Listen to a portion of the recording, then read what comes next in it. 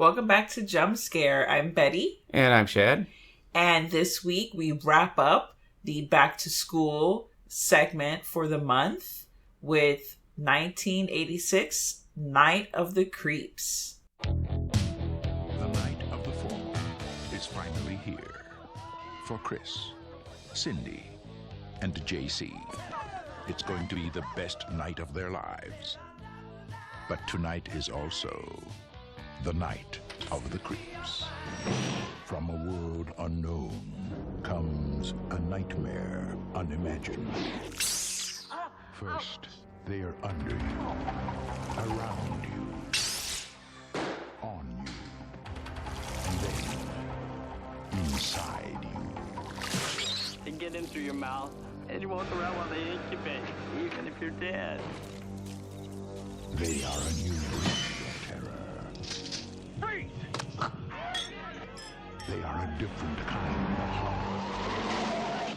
Zombies, exploding heads, creepy crawlies. We could have a little problem. The creeps are taking over. I got good news and bad news, girls. The good news is your dates are here. What's the bad news? They're dead. You have never had a night like this. Night of the creeps. If you scream, you're dead. So we wanted to do this months ago because there was a special edition put out by... Scream Factory put it out, but unfortunately somehow ours got misdirected in the mail, as frequently happens around here, and it didn't get here until, even though it was shipped way early, we still didn't get it until way late. Yeah, way late. Like, the whole world already posted, made love to, like, had selfies with the action figure that came along if you got the special edition one of Tom Atkins. And meanwhile, our Tom Atkins was just drinking a Miller somewhere in the post office. I think that's what made him late. He was just too busy drinking a Miller and telling people to throw him while they were in line, sending their packages out. So by the time that was all over and said and done, we were like, well, we'll just wait till later to do it because everybody's done it right at the moment. And later has arrived because I decided, hey, we should do this movie because it's a back to school film. It's another one of the films that we have covered this month that deals with fraternities and sororities and the whole initiation to the fraternity. This one's a fraternity as opposed to Hell Night, which was both. And yeah, it's just one of those, like, now it's become like a cult classic, but it's not really horror. Kind of does, like, it's a sci-fi horror. Yeah. There's a lot of things going on in this, kind of like B-movie. And Tabby is joining our podcast now. She's decided that, she's going to scratch up different things. You guys have cats out there. You know how the cat life is. So, when did you first watch this film? I saw it when it came on HBO, like in probably either later in 86 or in early 87. I can't remember exactly, but I saw it on HBO the first time. I think I was staying over at a friend's house, and we saw it said, Night of the Creeps is coming on. And it was one of those ones that came on like at 11 o'clock at night. So it was a perfect time for it. And we watched it, and we thought it was hilarious. We loved it. I don't remember when I first saw the movie. I have seen it several times. It's one of those, I had a weird childhood, like, teenage life, but I watched a lot of, like, TV and, like, movies, like, at least in my teenage years. I was at the theater every weekend. Like, that was my thing. Every weekend I was going to see a film, and or I was always at, like, Blockbuster and or later on Hollywood Video, like, just gathering as many films as I can get through in a weekend and watching them all. So it may have been an HBO thing, because I definitely saw it probably like I want to say 1989 to like 1990, early 90s when I finally got to see it. And I loved it. I thought it was like the best movie. It was one of those where like you see it at a certain time in your life and like you get older and you're like, man, what's the name of that movie? And all this crazy shit happens, you know? And it was one of those that I definitely followed and, you know, had to get like the bootleg of it. When I first saw the bootleg, I picked it up right away because it wasn't available. I still have the bootleg. Will not throw that away no matter how many times we own it, because we own it several different times. Chad has like 2 Blu-rays of it. I think one of those is yours because I only had one Blu-ray of it, and then the one we just bought, other than the one we just bought. Yeah. So one of them's yours, hiding around in there somewhere. Now that we've merged all the collections, we've forgotten whose is whose now. Yeah, no, I'm pretty sure. I think those both belong to you. But who knows? Because I'm not a Blu-ray person, but maybe you bought it for me. But so this film is Fred Decker's first film, and which is crazy because I guess while he was writing this, which he wrote in 7 days, this film, he wrote the script in 7 days, which is impressive because, yes, obviously it's not an Academy Award winning script, but it's fucking entertaining. It's had a lot of humor in it. And it's written pretty well. I mean, it's not terrible for something that was written a week. There's other shit that's been, you know, taken months and months to write, and it's terrible, you know? So he did a pretty good job there. So yeah, the short amount of time that it took to, like, write this. But I guess while he was doing this, he was also writing Monster Squad, because there's a Go Monster Squad graffiti in the bathroom in one of the scenes, and the film was released the following year. Yeah, I think he had a lot. He had a lot going on back at the time. That was when both of these were coming out or about to come out, and it was kind of like, oh, this is going to be the next big thing. And sadly, this and Monster Squad did not do well. No, it was not received well. You know, it was one of those like, you know, I guess this can be like, it's kind of like, I don't want to see a B movie spoof, but I don't think a lot of people really got it. And he also wanted to do this. I would have actually loved to have seen, like, I wish he could go back. He wanted to do the whole film in black and white, which there is a segment in the beginning that it is in black and white. Because, you know, if you haven't seen the film, it makes sense of what's happening. Because during the time that it's set, when it starts off. But that would have been actually really interesting to see. I wish they would have done that. Like, there's like a missed version that came with a black and white version. And it came with a colored version. Well, I just remember Tom Atkins' line in the middle of when he first arrives at the crime scene and goes, "What is this, a bad B movie?" Yeah. Yeah. So that sets the tone right there. Yeah, it makes fun of itself, but it's such a great movie. I don't know. I have such fond memories of the film. It's still, you know, you can see like the suit in the beginning of the aliens, like that's running down their spine. You know, it's the special effects obviously are dated. But it's one of those where it doesn't throw me off from the movie. It's like, I noticed that stuff now, but when I first saw it, you know, that wasn't a thing. I had nothing to compare it to, so that was like, oh, okay, you know, this is fun and cool, you know, so it wasn't like that big of a deal. For those of you who have never seen this movie, we've been talking about it a little bit now for a couple of minutes, and you're like, what the fuck is this movie? Because I need the description. I'm just going to read off the description that they have online, and then we'll just expand upon that. So it says, fraternity pledges pull a prank with a frozen body and let slug-like creatures loose on campus. Crazy enough, there's a fucking sequel to this movie. Not created at all by Fred Decker. I guess it's like a fan film. It's called, it's like Zombie something. It came out in 2007. And the synopsis for that movie is another like slug-like creature that's taking over people's bodies. I know, literally just found that out. I just motherfucking blew your mind. Boom. Mind blown. What is it called? I think it's like Zombie Run. Some weird fucking name. While I get that, tell me, what is your favorite scene in the film? Well, there's a few of them. Pretty much anything with Tom Atkins is going to be gold in this movie. But I think the biggest thing that makes an impression on anyone the first time you see this movie is Tom Atkins' immortal line. I got good news and bad news, girls. The good news is your dates are here. What's the bad news? They're dead. Yeah, once you hear that, that sets again, that's another one that just sets the tone for the whole movie. They use that on the trailer, and it just nails it, because you've never heard anybody do anything like that before. Like, I've got good news and bad news for you. The good news is your dates are here. The bad news is they're dead. That's all I needed to love this movie. Nerd. Yeah, Tom Atkins has a lot of great one-liners in this film, and he delivers them perfectly.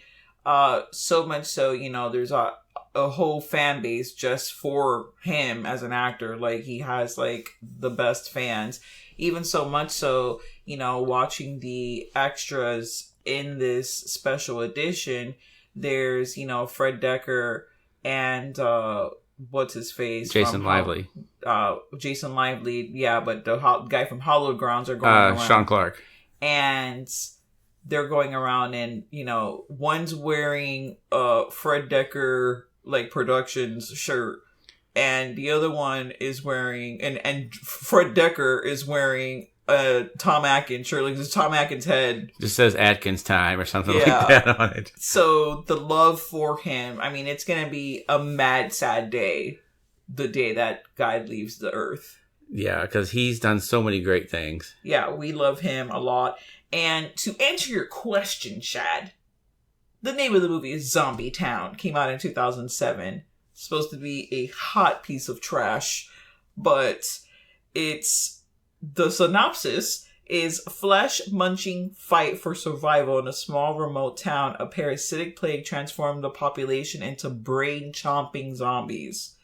And it was so, do you know how it's like one of those weird things? It's like an unofficial sequel, I guess. So it's probably one of those things where they just called it that for its German release to make it sell. Yes, not like that's like the liner is like Night of the Creeps 2 Zombie Town. But like they did with Romero and Zombie and all that. So, yeah, I don't think that's really a sequel. I think they just called it that. Said it's unofficial. Obviously, it's not an official sequel because Fred Decker had nothing to do with it, whatever. But, you have these parasitic things that are going into people's bodies and making them into zombies. That's motherfucking literally the thing of the movie. Slither was that way too, but it's not really a sequel to it. Nah, but Slither wasn't eating specifically just brains, and wasn't it also, there was more to it? Like, it was infesting that one lady in the barn? Yeah, she incubated and blew everybody up. They all came flying out from her. Yeah. And then they spread all over town. Yeah, so fine. That's also another unofficial sequel. No, it's not. Yes, it is. It's called Night of the Slither Town. Boom. Done. That's the name of the movie. Are they slug-like creatures? Yeah, because they're slithering around. Yeah. Now, one of my memories of the film is one of those things. There's two memories that I have. One is of this movie. The other one is of Hocus Pocus. I'm going to share both because I need to know if any of you that are listening to this want to let me know. Feel free to drop a comment somewhere. I have a very vivid memory that there is a scene, mind you, this might be from another film because you know how they do. The scene is something slithering across a kitchen and it's going up a high chair like to attack the baby. I thought that was from this movie, but it's not in this movie at all. And I know there's another film called like Slugs, right? There's a slug movie. Yeah, there's just one straight up called Slugs. I haven't had the balls to watch that movie to see if this is where that memory's from. I don't remember ever watching a movie called Slugs, but it might have been one of those things where either I was at a Halloween party or someone was watching it and I passed by and I just happened to see that one scene. But it scared the shit out of me. Like, I was like terrified because I don't like slugs at all. And, these parasitic things are very slug-like in Night of the Creeps. So I was always like, where's that fucking uncut scene? My example for Hocus Pocus is the same thing. There's a scene where one of the sisters of Kathy Najimy's character, she's watching a commercial of the baby getting excited, But I remember there being also a scene where they went to a supermarket and there's like a baby and she's like going like smelling the baby and like losing her shit. I don't know why I have that in my head, but it's one of those things like, was that like a thing that they showed in a commercial that just didn't make it to the film? It's not a deleted scene in anything I've ever seen and any of the, auditions have come out, but it's like, it's so clear in my head. It's like, how could I have made that all up? That's a little insane, but here you go. My favorite scene in the film, besides the whole film, I really love the opening of the film. Not the opening, the part where we're, spoiler alert. What is the opening? Don't shake your head. Not the opening with the aliens. That's like fucking 3 minutes of the beginning.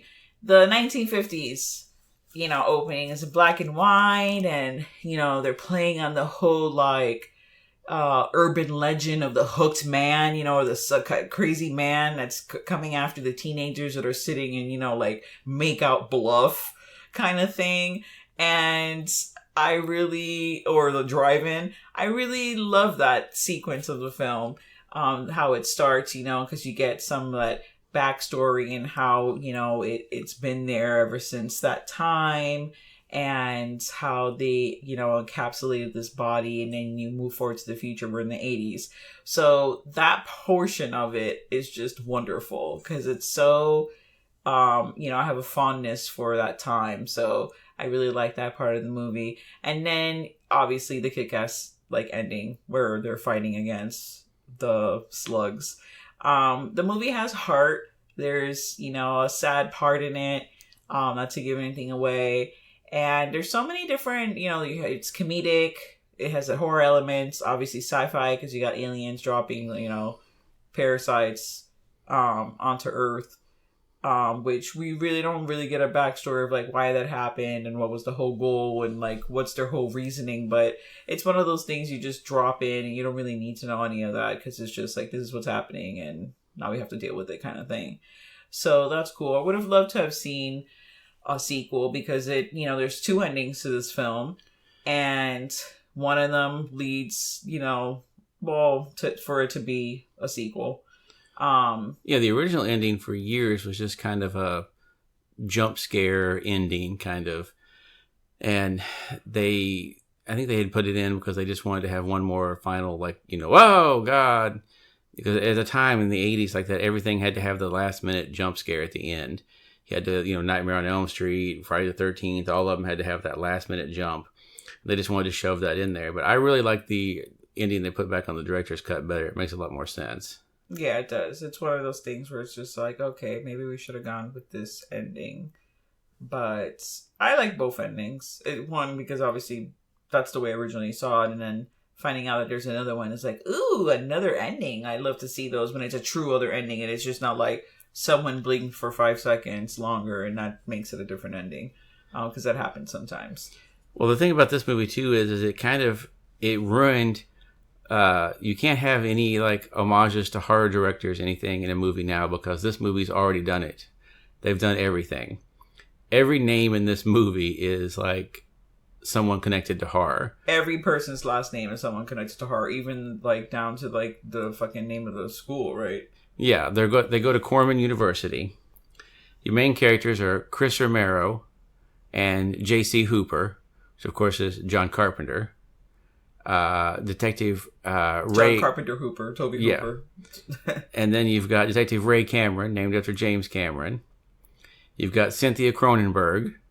Obviously. The janitor is Mr. Miner, named after Steve Miner, who directed Friday the 13th Part 2, and I believe 3 too, as well.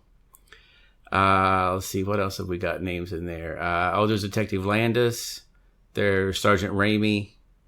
Yeah, there's just every name in here is someone you recognize. And they ruined that. No other movie can do that now. Or you're just like, oh, yeah, that's already been done. No. Yeah, because it's like a lot of it's like a 5-second character. So they say the name and then they're not dwelling on it. You're moving on.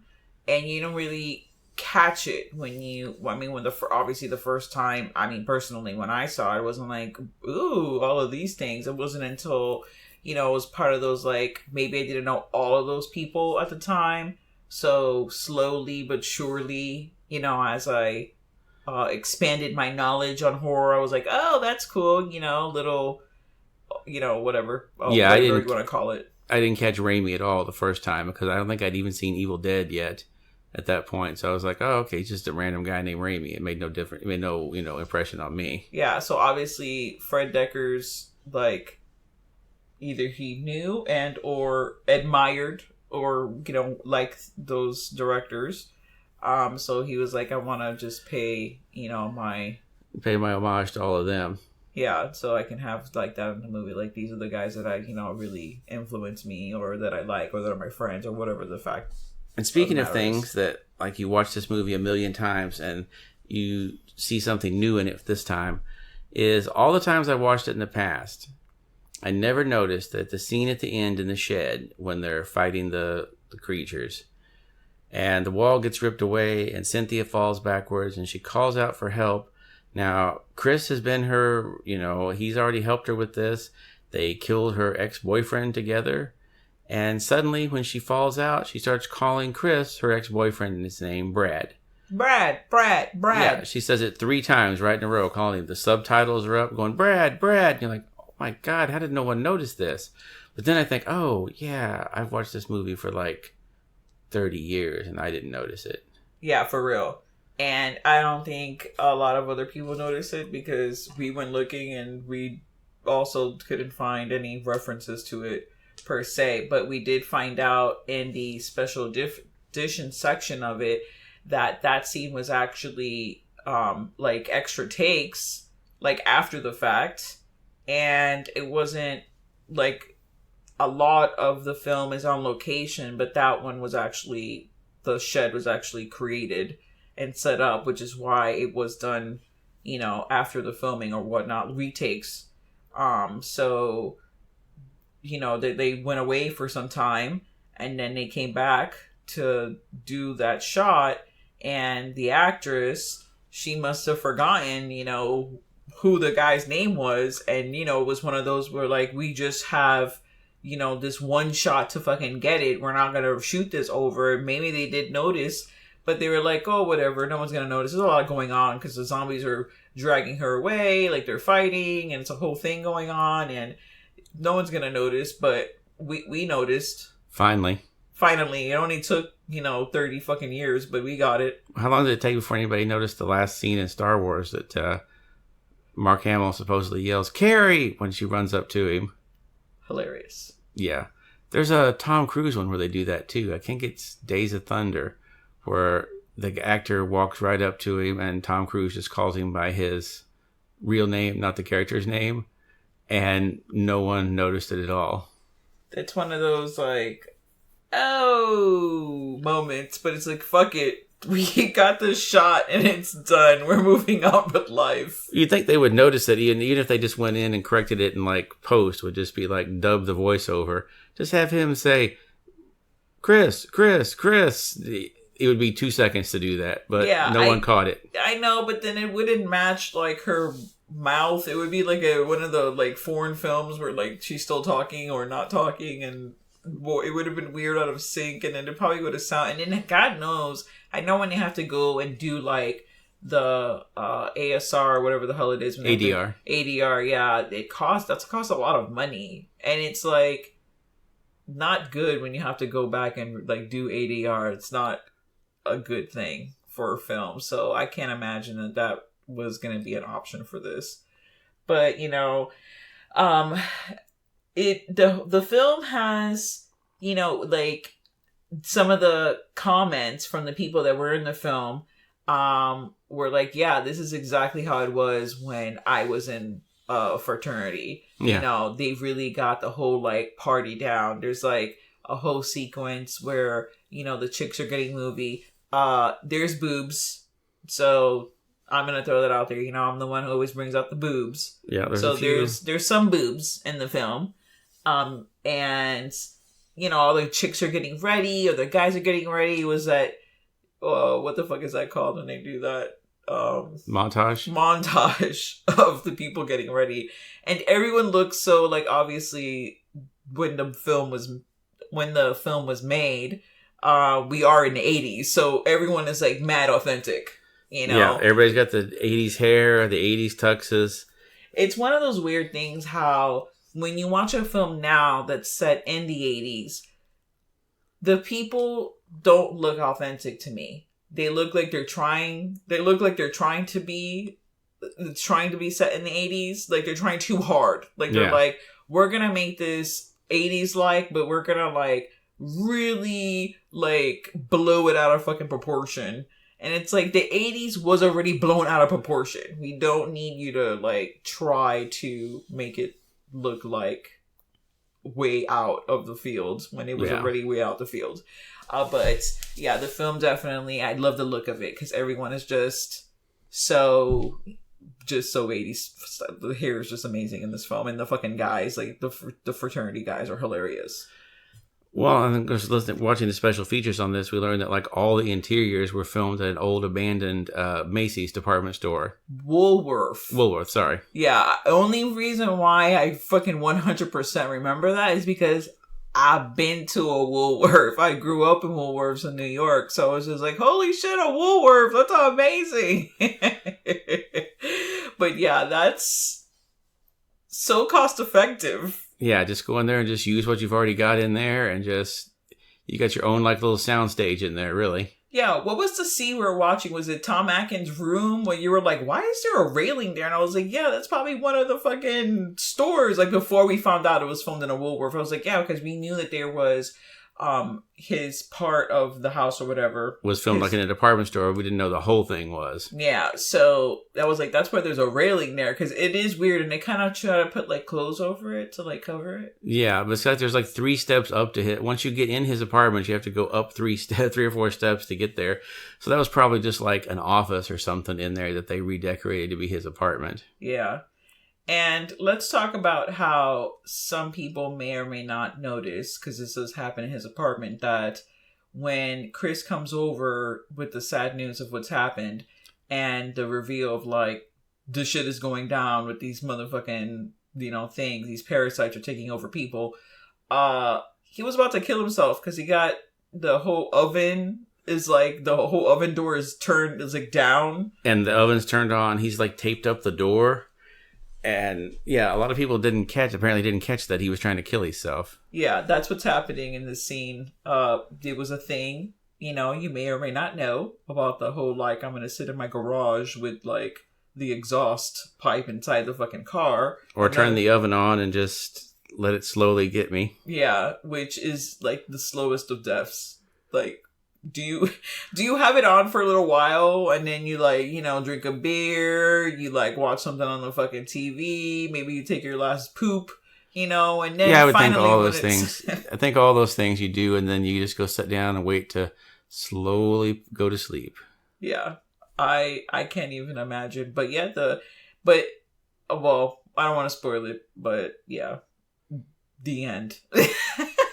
I didn't want to spoil what happens to Tom Atkins. Oh. He totally has like 5 children and moves on with his life and has a great time. He actually moves to this town and some shit goes down. Then he has to go investigating in some other fucking creepy town. And I would like to see a prequel to the prequel series to this, where it's just Detective Cameron just throughout his whole life is just investigating weirder and weirder shit, and that's why he's not really that fazed by all this. Yeah, because he's not fazed by it at all. He's just like, this is another fucking day at work kind of fucking attitude. Yeah, it's another day in the police department, another day you're seeing weird shit. And it's like, I don't know how many aliens are coming down, like, to try to take over or eat our brains and make us into zombies, because we're literally just hosts for this thing, and like, incubates within us, and then boom, it's out and we're dead. Of course, another great scene in this one too is where he goes down to requisition a flamethrower later on in the movie, like you do. Like all police stations just have a flamethrower laying around. And the late Dick Miller is the property clerk, and they have a great like interaction with each other where he's like, so you got the paperwork for that flamethrower? And he's like, no, and he's like loading the shotgun as he's having this conversation, like dead set in his eyes. Yeah, that's not intimidating at all. Yeah. Dick But- Miller's like, ah! That's what he looks like. But I also love, like I said, every police station in the 80s just had a flamethrower laying around.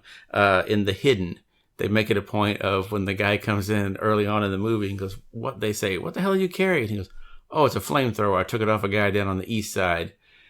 Which, of course, later on, that's going to be important because they didn't bother to have a guy walk in front of the camera carrying a flamethrower and say, hey, I've got a flamethrower. I'm going to put it in the property room.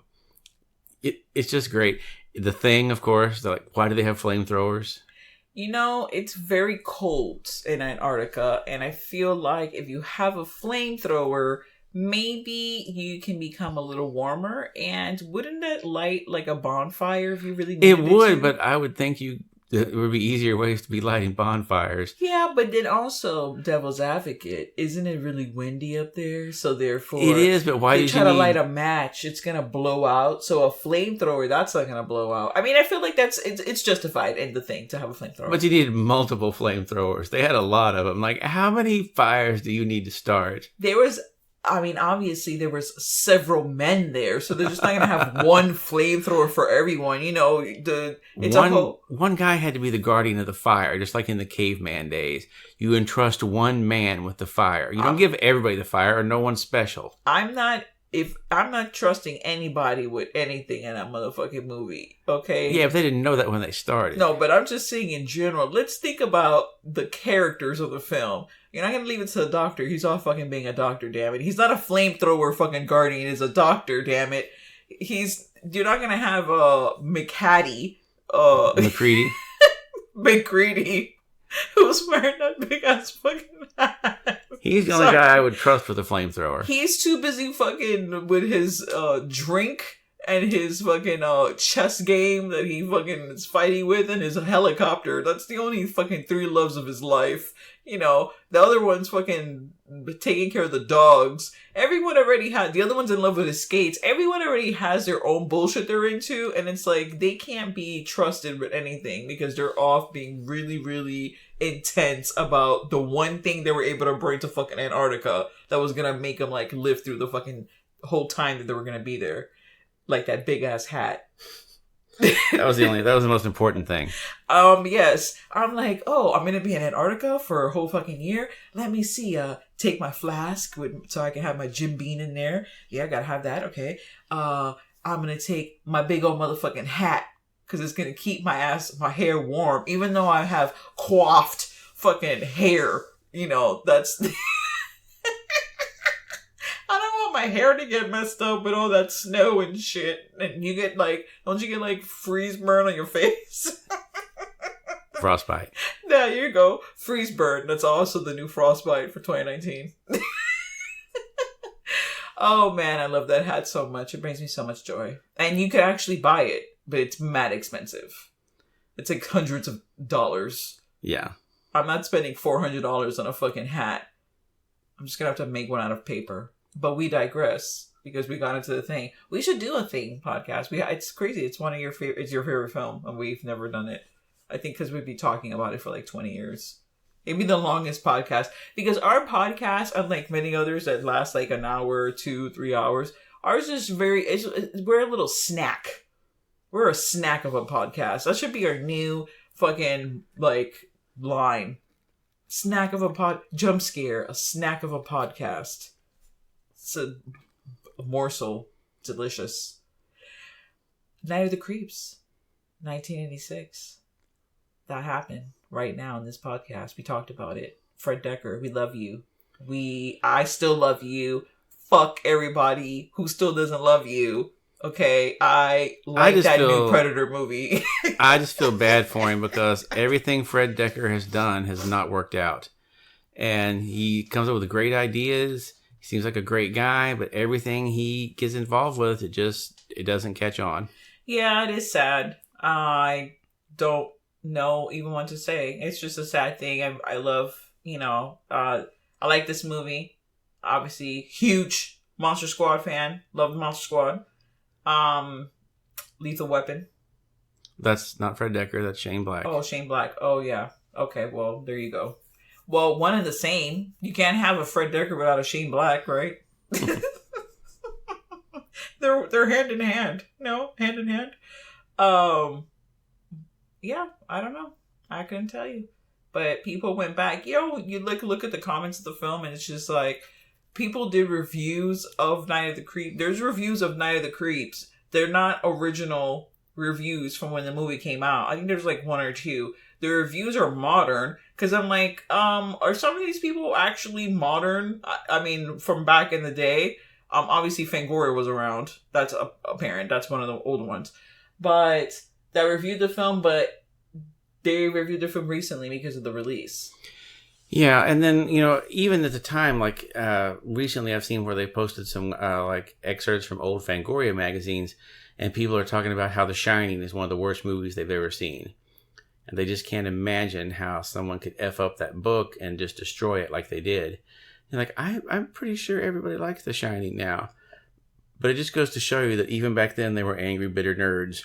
Oh, yeah. Who could not be happy with anything. And it actually got a Razzie nomination that year. Wow. For worst movie. I don't understand. Well, it's one of those things like you can't appreciate said person's work because they haven't fully completed their work, and then once they die, it's like their work gets elevated to a whole new level. Because Kubrick's stuff is just so fucking out there, but it's like it's not like he had made like 20 films by the time he made The Shining. Like, so people really didn't know what he was really about. Maybe they were so iffy about him. Like, they didn't really get it. Because we get it now.